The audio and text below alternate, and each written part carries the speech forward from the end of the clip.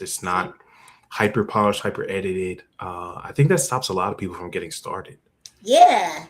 Yeah, that's the thing. I get that all the time, whether it's in business or whether it's in wellness. It's the I'll start on Monday and or That's my favorite. oh Yeah. oh man, it was so great. I did testimonials with one of my client friends last week, and that was the one takeaway she had is that I pushed her to not use that anymore. Like it's Tuesday. Why are we waiting till Monday? Like you can do something tomorrow. Let's do it tomorrow. And I'm okay with tomorrow. And like mhm, right now, Eastern Standard Time, it's after 6 p.m. I'm okay with tomorrow. yes, I really love today, yes. but In business, I'm in the for today because if you're in business, you're not working a traditional 9 to 5. You work your 9 to 5, and then you have to do your business after work. So, but some people aren't as organized to get it done to just start today. And it's like, ooh, but did you check those other boxes that someone already told you to do, or yeah, do you just keep adding? Because I do have people like that. I'm like, wait. You didn't even do step one, and now you have this okay, grand idea, and you're trying to start today. No, you should not start today. You should finish. yes, it took me years to figure that out. So Hmm. I want to make sure we don't skip over that. So I always say, do it now. That's like my little catch, one of my many catchphrases, right? Hmm. However, that's after you finish the first task at hand, because otherwise you'll just start a task, start a task, and you haven't finished anything. You're just busy and tired. Just So busy that's inside. and so I love that you said that. Hey, finish what you started. Um, so you've been full time entrepreneur for how long now? 9 years. Beautiful. Yeah. And so when do you tell folks? Maybe they've asked you. When do you recommend they leave their 9 to 5? You know, depending on the type of 9 to 5 that they have, Hmm. I say stay as long as possible so that you can fuel your business and Hmm. see if you can start scaling and really put some parameters in place to give yourself enough leverage and leeway and freedom to leave 100%. Hmm. Um, because I think during that time, you can find out if you're disciplined enough to work for yourself. That's what caught me the first time. So I have Mm-hmm. gone full time as an entrepreneur, and I learned about something called Parkinson's law. What's Parkinson's law, Bruce? I'm glad you asked. Mm-hmm. The amount of work you have fills up the amount of time you have to do it. So, perfect example for me, I still work 9 to 5 now. I'm back to 9 to 5. Um, so in the morning, I'm like, hey, I gotta get out the door by 8 a.m.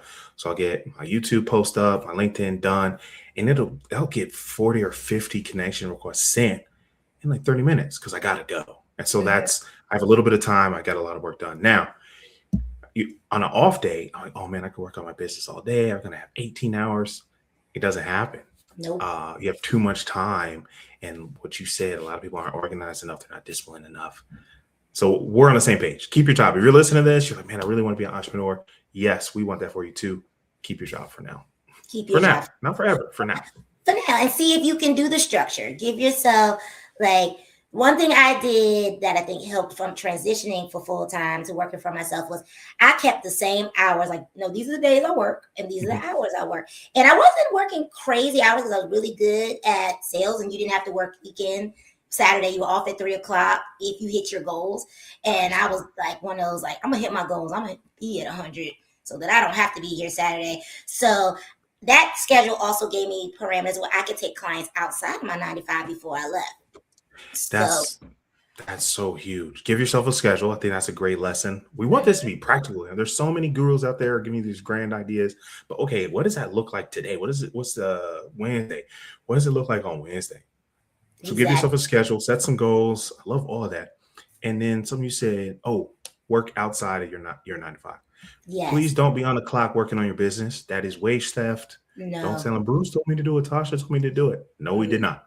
no, we did not. You did not hear me say that. I said working 9 to 5 and set your schedule outside of it. Like whether it's the Yes. morning, if you're a morning person, I was always an evening person. So I would take a client outside of my corporate job at 9 o'clock at night because I knew I didn't start at 6 a.m. in the morning until I did. I would always take that one off. It's like this is Sure, my sure. this is my winter schedule. I'm gonna take these people for now, for the next 3 months, like my own part-time. Like I put Yeah. myself in a part-time job, even though it was the same job I was doing for corporate. So, but you do there's a level of accountability to yourself Yeah. that you got to be ready for. Because there is, until you find partners or, other contractors that may work with you, or consultants. That is so true. The days that I have too many hours and I'm like, oh, I don't have any calls today. Oh, I can record this. I can edit that. I'll be going crazy. And I'd say I might get 20% done of what I said I was going to do, because I had that whole Sunday in the snow to myself. I guess he said it's Parkinson's, that it does not happen. It just doesn't happen. And because I know that about myself, I don't even force it, which goes to our topic.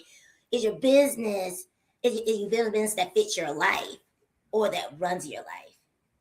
And so what does that mean? mm-hmm. That sounds cute, but what does that mean? That means that, as I tell you to stay disciplined, that you have some boundaries in place so that you can still build yourself outside of your business, so that you don't become so engulfed that the people and things that are also important to you just get thrown in the trash. I love it. I think that was where looking backwards, it might have been burnout when I first, because we hear it all the time, like you got to work 12, 18-hour days, miss family events. And I think that is a path. You just have to make sure it's a path for you. Yeah. Like, you can't burn all the camp. I mean, you only get, what do they say? I think it's like 4 pillars: is career, success, family, and friendships. And at some point, 2 of them may fall to the wayside, but you have to decide where are your core values and what are your standards. Yeah. And what are you not willing to sacrifice, because success looks so different for everyone. And once you realize that part, then you can have the balance that you want. And that's, for me, I'll miss all sorts of holidays. That's just not important to me. But I'll show up for some birthdays. I'll praise the Most High. Dad turned, your Uncle Bruce turned 70 last year. And he's like, man, I know you're busy, but I'd love for you to be there. And I was like, I'm there. And I was able to, I did a little bit of work, I couldn't let it go. Yeah. But I was able to be present and share meals and laugh. And looking back at those photos, those allergies start acting up a little bit. You're just like, yeah. But that's what's important to me, was spending those birthdays with the people I love and care about. So you have to be careful. This is my advice to you, if as you listen, you have to be careful that you're not chasing some future version of your life and forget to live your life today. Exactly. And I never miss the holidays. I think because I am the oldest, and being here, if it's a Christmas, where's grandma? Where's that? And sometimes the day off that everyone has is not really a day off, because I'm trying to hit all the people that I know. I'm off, they're off. I want to see your face on this day. No excuses. So I do, and it's nostalgic. I have a lot of nostalgia as well, that I'm like, oh, it still feels good. And this is a privilege, because so many people that aren't nostalgic about holidays. And so it's something that I've always kept kind of sacred business. Now, the fake holidays, the Columbus days, the Mondays that everybody gets off, I don't take those days. Like the Memorial Day. My birthday happens to be fall on Labor Day, so I often take, that's the only one but otherwise, I work through it too. Even on vacation, we all went to family vacation. I was recording workouts at the vacation. I was like, oh, now I gotta record exercises and show y'all how to foam roll. I packed my foam roll. I'm showing uncles how to, they're limping around. I said, no. Y'all don't be limping around on my watch. Yeah. So but that's what happens sometimes when you love what you do, which is how we started this podcast, because this is literally how we started the podcast. I don't remember, you hit me up and I was like, what you been up to? And you said, oh, working on the business. And you said, oh, I'm working on my business. And what's the business? Fast forward, here we are. And you'll go back. Oh, shout out episode 6. Yes. We started, 2 things happened very simply. I said, man, we should record these conversations. And let's share them. And then I think our lighting, or my lighting anyway, yours was pretty good from the jump. My lighting was terrible. All right. So then we worked on the lighting, and then we worked on the audio. I've been looking into upgrading cameras for us, right? So the audio or video quality is going to increase. Mm-hmm. And it's been a journey. We didn't start out great. So if you're coming in these early episodes, just watch it get better. Just watch it get better. Yeah, I'm buddy. excited. Yeah, same here. I was gonna say even the things we were talking about in December are totally different than what we can talk about today. Like like business is moving. There are things that are changing. Yeah. There's growth that is happening, and when you stick with it, and you see, I'm on year 6 of the actual business outside of being an entrepreneur. Mhm. It's starting to look a little different. It's starting to feel real grounded. Like okay, we're moving this needle. It's a good feeling. What was the other thing I was going to ask you? Oh, we looked up most podcasts. Um, Podcasts don't make it past 6 or 10 episodes. Yeah, I think it was 10. They don't make it past 10. Okay. And that's where it was so important for us not to just get started, but to continue. Mm-hmm. And that's it. That's sometimes all you need to do is win is be consistent. You don't have Yes. to be the best, brightest, richest. Just be consistent. Yes. Just hit the button. I had a call with one of my new partners, and she is so smart. Her name is Anais Gillian, and Mhm. she's a scientist. She's a therapist, reproductive wellness coach, perimenopause, and just all around dope human. And I said, okay, well, I need your recordings. I need you guys to say some things. And it's the getting on speaking and the fear of not being right or criticized for something you're saying. And I said, the world needs it. Man, I mean, let's talk about that though. Because there's someone out there who wants to start a podcast. They have all the degrees, all the credentials, all the experience, and they haven't hit record. Hmm. What are some things that stop them? You said one of them just now, but how do we overcome that? I think the first step is hopefully you have someone in your community that you've started that's behind the scenes that gives you that, man, just do it. Sometimes you need one cheerleader. Sometimes it's my husband. He's like, man, they should be surprised if you can't fly an airplane. Like sometimes you need that. And I was like, Everybody need a good hype person. man, because you need that one person that has that mediocre, you know what I mean, person that they're like delusional about their confidence to go, okay, wait. If they could do it, I could do this. I can do it. Push the button.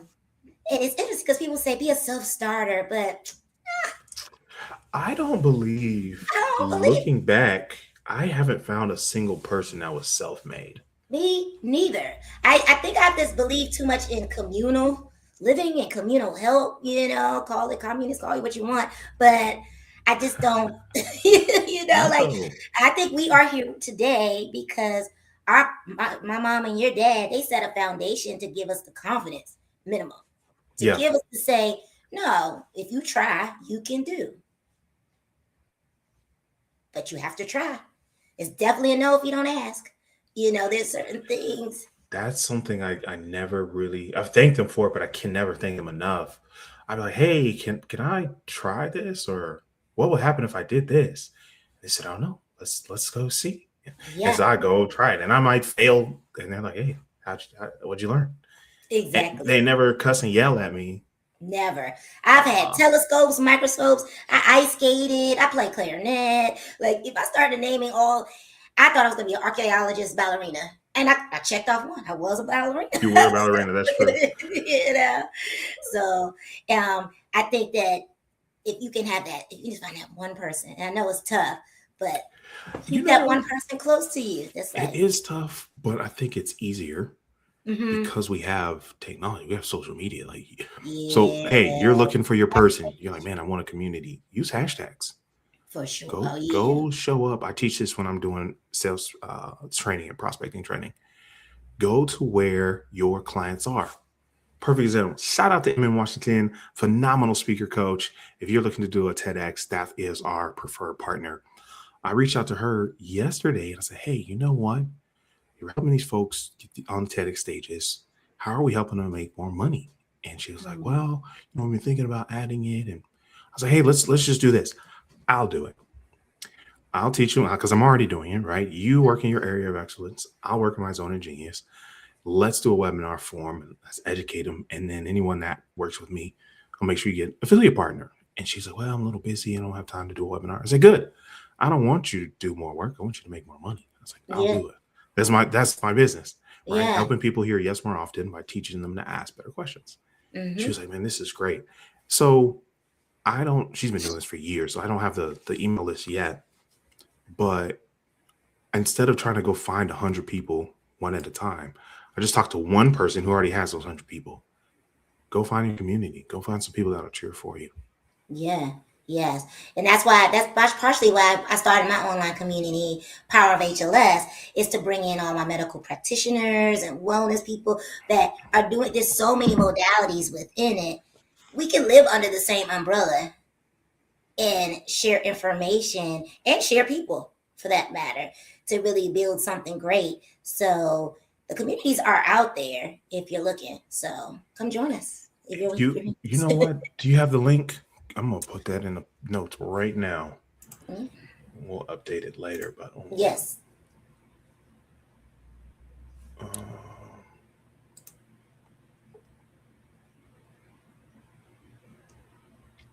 That's how we keep getting better and better. So we got our thumbnails coming up. We'll have our We actually have a thumbnail if we're sticking with the name. So I was thinking to write an SOP and have a new one each time. Oh, okay. Would that be too extravagant? I've been playing around. We could so it's not too extravagant. We just have to get ahead of it and get our titles of each episode ahead of time so that we can send it over to graphics and it's already done, not on a week-to-week basis. There will be bulk completed. So not too extravagant. I have thumbnails in my school as well in our community. So not crazy, because we would just have to have the subject matters for the next 10 more episodes. Absolutely. Yeah.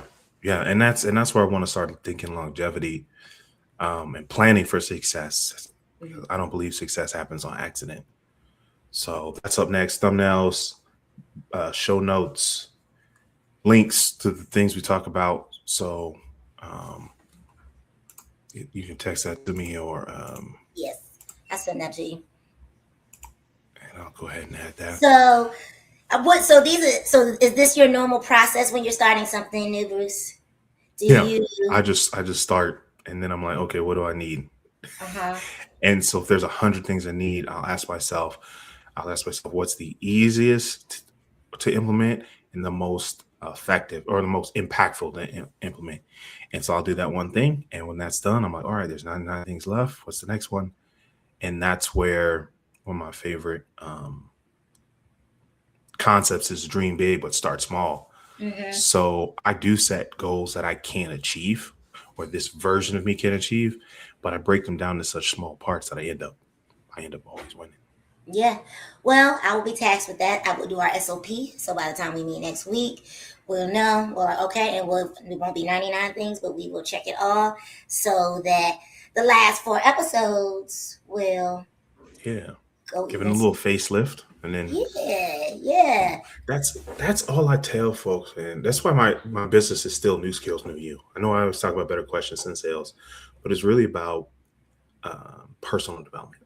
Mm-hmm. It is. With using this platform, even building this, I've been able to use it more for testimonials. I've been interviewing my clients. Shout out to StreamYard.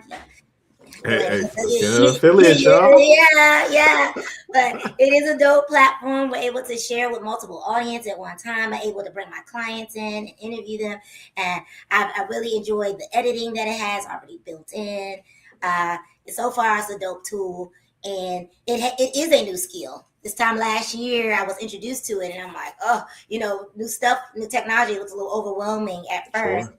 But then once you get in there, you go, we got sound effects. We got all kind of cool stuff in here, So I am glad that is still something at the forefront of your business because that is important. And that's what I give my clients. I give them new skills so that they can become new people, and it's usually things that they can teach their family and their friends. It's no gatekeeping. What I give them is not 100% exclusive to them. It is custom, but not exclusive. Ooh, that's good. Custom you, not exclusive you. That's good. Mm-hmm. And that's really it. Listen, y'all, if you want to grow in all areas of your life, healthier and wealthier in every area in a holistic way, tap into the HLS Collective. Y'all. Yes. Links in the show notes. Yes. So thank y'all for coming through today. Bruce, it's always a pleasure. You're always dropping some gems and some quotes and some books and some people, places that we should know and grow and to grow. So look forward to seeing everybody next week. I love it. Cheers. This has been another episode of the Business Cousins Podcast. Yeah. Till we meet again, cheers to your success. Yes.